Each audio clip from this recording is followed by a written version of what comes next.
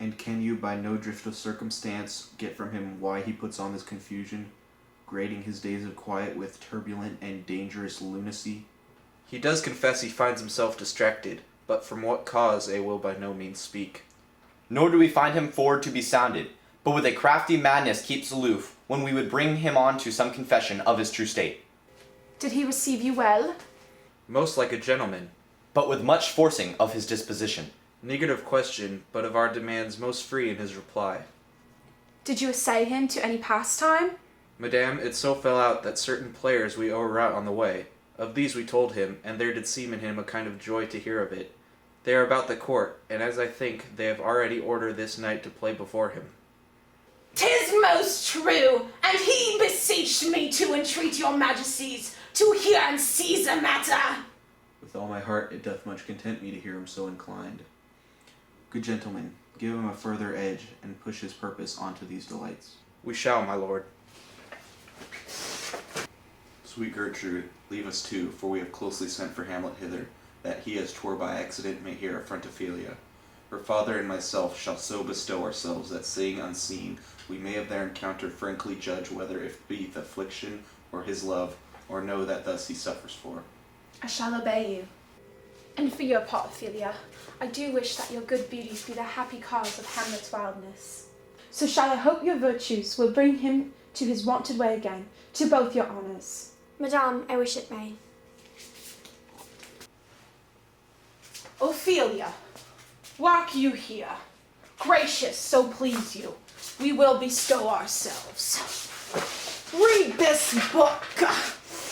That show of such an exercise may color your loneliness.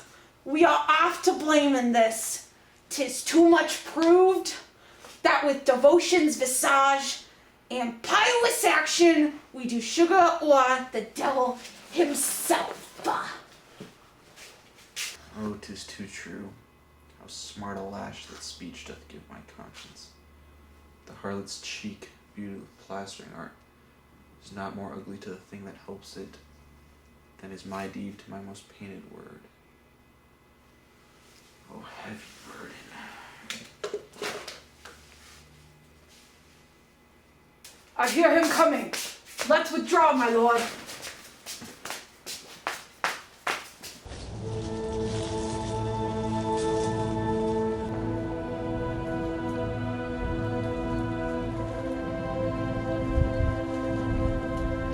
To be or not to be? That is the question. Whether 'tis nobler in the mind to suffer the slings and arrows of outrageous fortune, or to take arms against a sea of troubles, and by opposing, end them, to die, to sleep, no more, and by a sleep to say we end the heartache and the thousand natural shocks that flesh is heir to. 'Tis a consummation devoutly to be wished. To die, to sleep perchance to dream. Aye, there's the rub. For in that sleep of death what dreams may come, when we have shuffled off this mortal coil, must give us pause. There's the respect that makes calamity of so long life. For who would bear the whips and scorns of time, the pressor's wrong, the pangs of disprized love, the law's delay, the insolence of office, when he himself might his quietus make with a bare bodkin?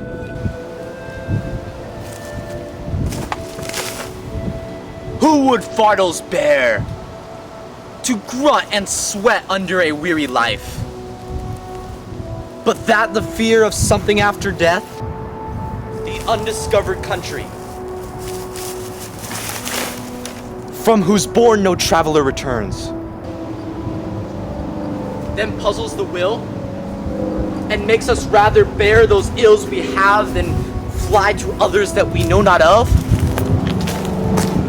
Thus conscience does make cowards of us all, and thus the native hue of resolution is sickly o'er with the pale cast of thoughts. And enterprises of great pitch and moment, with this regard their currents turn awry, and lose the name of action. Soft do now the fair Ophelia, nymph, in thy orises be all my sins remembered. Good my lord, how does your honor for this many a day? I humbly thank you. Well, well, well. My lord, I have remembrances of yours that I have longed long to redeliver. No, not I. I never gave you aught. My honoured lord, you know right well you did, and with them words of so sweet breath composed as made the things more rich. Their perfume lost, take these again, for to the noble mind rich gifts wax poor when givers prove unkind. There, my lord.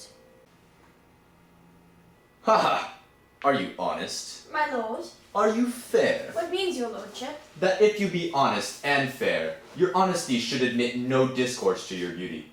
Could beauty, my lord, have better commerce than with honesty? Aye, truly. For the power of beauty will sooner transform honesty from what it is to a bawd. Then the force of honesty can translate beauty into his likeness. This was sometime a paradox, but now the time gives it proof. I did love you once. Indeed, my lord, you made me believe so. You should not have believed me, for virtue cannot so inoculate our old stock, but we shall relish it. I loved you not! I was the more deceived. Get thee to a nunnery! Why wouldst thou be a breeder of sinners? I am myself indifferent honest, but yet I could accuse me of such things, that it were better my mother had not borne me. I am very proud, revengeful, ambitious, with more offenses at my beck than I have thoughts to put them in. What should such fellows as I do crawling between earth and heaven? We are errant knaves all. Believe none of us. Go thy ways to a nunnery. Where's your father? At home, my lord. Let the doors be shut upon him, that he may play the fool nowhere but in his own house. Farewell. Oh, help him, you sweet heavens! If thou dost marry, I'll give thee this plague for thy dowry. Be as chaste as ice, as pure as snow. Thou shalt not escape calumny. Get thee to a nunnery. Go! Farewell. Or if thou willst needs marry a fool, for wise men know what monsters you make of them. To a nunnery, go, and quickly too. Farewell. Oh, heavenly powers, restore him!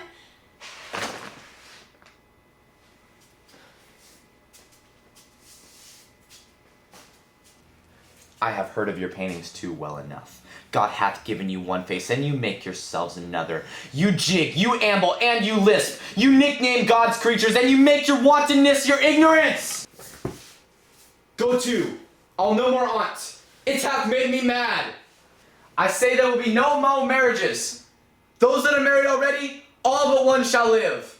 The rest shall keep as they are. To a nunnery, go! Oh, what a noble mind is here o'erthrown. The courtiers, soldiers, scholars, eye-tongue sword, the expectancy and rose of the fair state, the glass of fashion and the mould of form, the observed of all observers, quite down.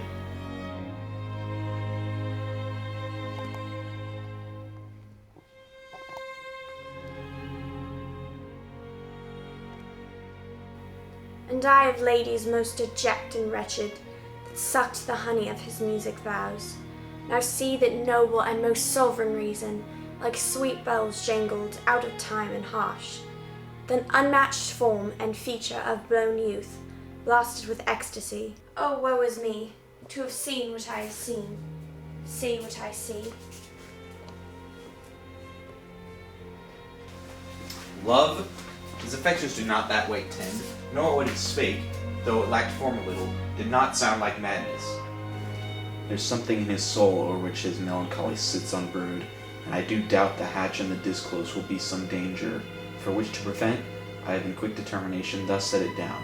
We shall with speed to England for the demand of our neglected tribute. Happily the seas and countries different with variable objects shall expel this something settled matter in his heart, whereon his brain still beating puts him thus from fashion of himself. What think you, aunt? It shall do well, but yet I do believe the origin and commencement of his grief sprung from neglected love. How now, Ophelia? You need not tell us what Lord Hamlet said. We heard it all. My lord, do as you please, but if you hold it fit after the play, let his queen mother all alone entreat him to show his grief. Let her be round with him and I'll be placed, so please you, in the ear of all their conference. If she find him not to England, send him, or confine him where your wisdom best shall think.